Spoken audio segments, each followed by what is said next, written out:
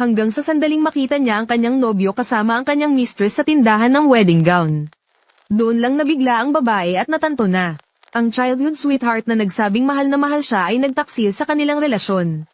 Agad siyang tahimik na umalis sa tindahan ng wedding gown. Sinabi rin niya sa clerk ng tindahan na hindi niya gusto ang alinman sa mga damit na pangkasal na in-order ng kanyang kasintahan. Pagka-uwi sa bahay, agad na umorder ang dalaga ng death suit at ipinahatid sa araw ng kanilang kasal, 7 araw mula ngayon. Sa pag-iisip ng pagtataksil ng kanyang nobyo, hindi na mapigil ng babae ang kanyang damdamin.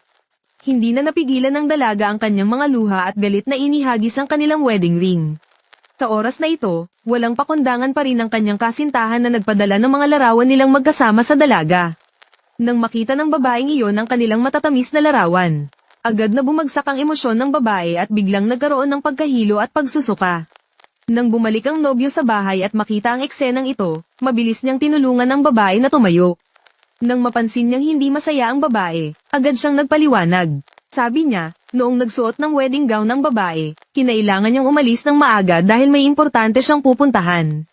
Sa pakikinig sa mga kasinungalingan ng boyfriend niya, tinulak niya ito palayo dahil sa pagkadiri niya.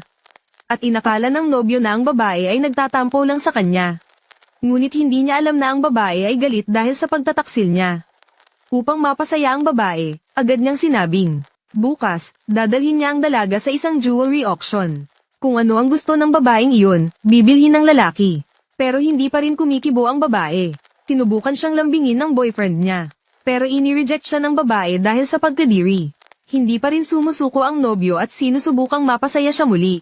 Ngunit nanatiling hindi natinag ang babae at saka nagsinungaling na pagod na siya at kailangan na niyang magpahinga. Sa hindi inaasahang pagkakataon, pilit siyang sinundo ng kanyang nobyo. At sinabihan niya ang dalaga na magpahinga ng mabuti. Bukas, dadalhin niya ang babae sa auction. Kinabukasan, dumating sila sa lugar ng auction. Para mapatawa ang babae, hindi pinapalampas ng boyfriend niya ang kahit na anong piraso ng alahas. Lahat ng naroroon ay napabuntong hininga na siya ay talagang isang mapagmahal na asawa. Sinabi pa ng boyfriend sa babae, na lahat ng mga alahas sa auction na iyon ay para sa kanya. Sa oras na ito, dumarating ng mayabang ang kanyang mistress sa auction. Natural na umupo ang tusong babae sa tabi ng kanyang nobyo at saka lantarang hinawakan ng kamay ng kanyang nobyo para i-provoke ang dalaga. Sa pagtingin sa eksenang ito, pinigil ng babae ang kanyang galit at nagpanggap na kalmado. Sa oras na ito, nagsimula na ang auction para sa Eternal Heart Necklace sa entablado. Inakala ng nobyo na interesado ang babae sa kwintas na ito at agad na nagbid ng 30 milyon. Ngunit ang kanyang mistress ay humadlang at patuloy na tumataas ang bid. Nakita ng nobyo ang nangyayari.